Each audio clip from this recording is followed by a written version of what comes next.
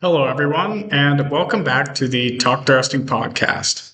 This podcast, we will be focusing on how to effectively communicate in school. So, I felt compelled to make this podcast because I am currently in school right now, and I want to share some insights that I learned throughout my years of doing school that could possibly help you if you are going to school, currently in school, like just planning to go in the future, and how this may benefit you as a student to effectively communicate, to get stuff done quicker, to talk to your teachers about things, meet new people, and more. So, getting good at effective communication is a lifelong learning experience, as we all know. And going to school helps you out a lot with learning how to communicate effectively. Essentially, you need to go to school. You have to, in America at least, you're required. So you're required to be put into an environment where you don't know anyone or hardly any people, and you are forced to connect with them and create lifelong friendships with them. So there is a long list of the requirements essentially of being an effective communicator in school. The first one is public speaking, which you don't even have to take like a public speaking class per se, or even a communication type degree to public speak in school. You can do it for just in class anytime. Obviously, you have to be comfortable with talking to the teacher about things like in front of your peers. And sometimes I would be a little nervous to ask questions to my teacher in front of my classmates because I would think what I'm asking is like stupid sometimes, but generally like 99 like 0.5% of the time there is no stupid question.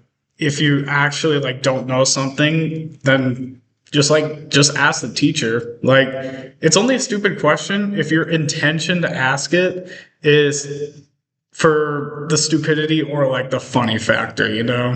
There is no stupid question generally.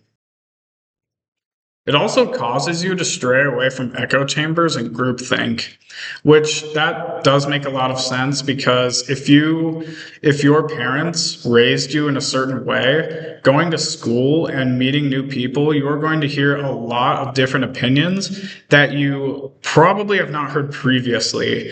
And you would need to know how to think for yourself in that matter, get away from that groupthink factor, think for yourself, and learn from other people's experiences.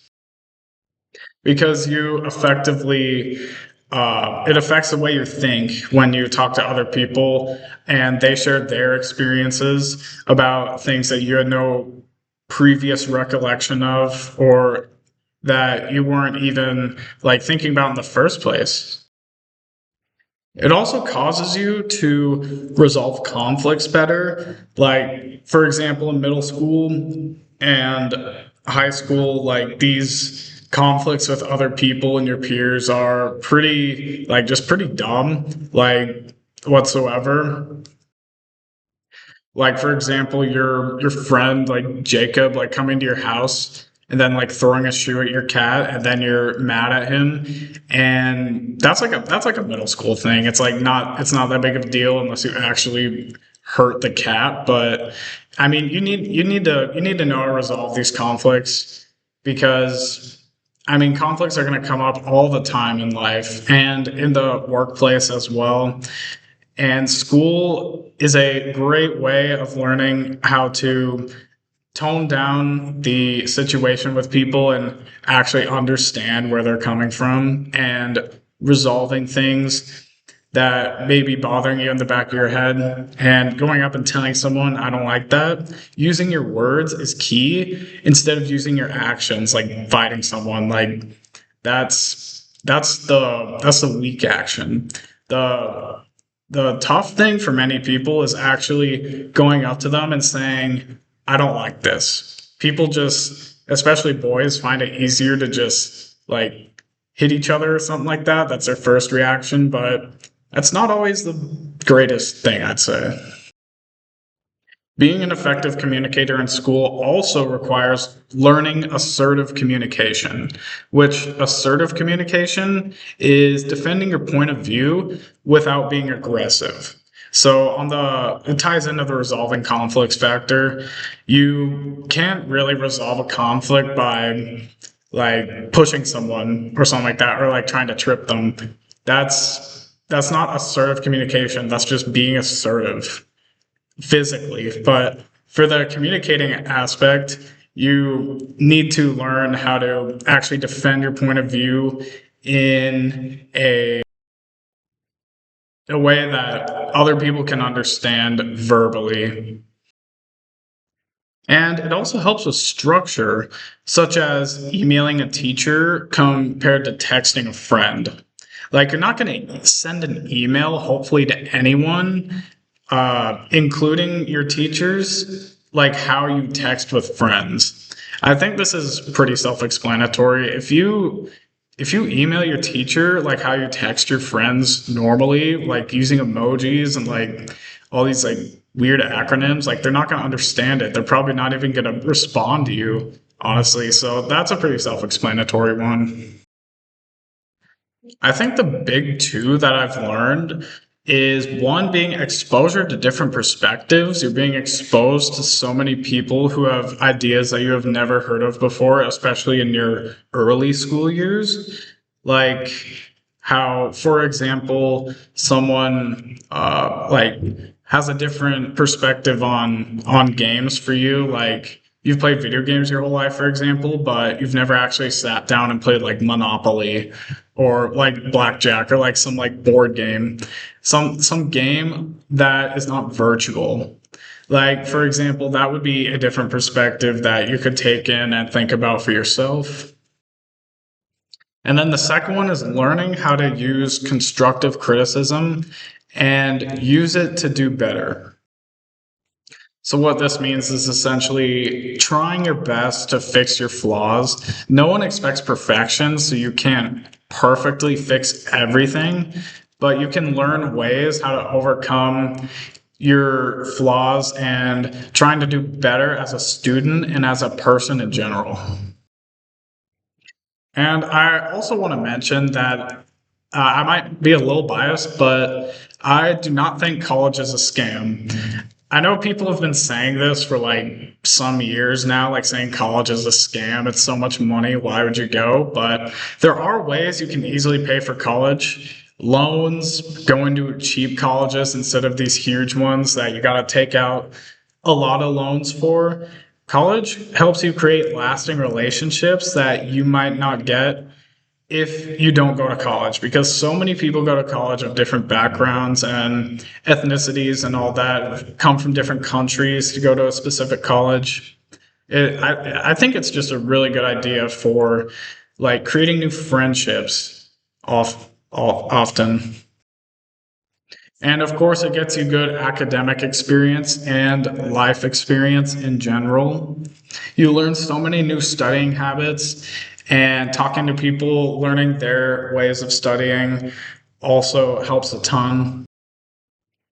And not just for college, but I argue just for school in general, general studies and all that, high school, it allows you to actually find yourself, like find your interests, what you're interested in, what you like doing, and the type of people that you like hanging out with versus not. College is great for those experiences as well. And figuring out your goals in life. College is great for figuring that out. So I would not say college is a scam, right? Come on, that a scam is a little bit, what's the word I'm looking for? A little bit harsh, right? I wouldn't say it's totally a scam. Some classes might be a scam, some degrees maybe, but I would say just the college experience itself is nowhere near a scam, right?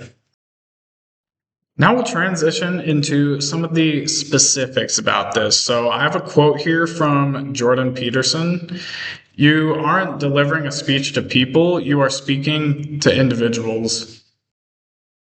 And I actually really like this quote because this helps with mainly public speaking, but also just meeting a group of people speaking to a group in general. So a group of people is made up of individuals, and you have to realize this. You can't make eye contact with everyone at once because normally a good public speaker would make eye contact with an individual in the audience and then move to a different individual. You can't look at everyone at once.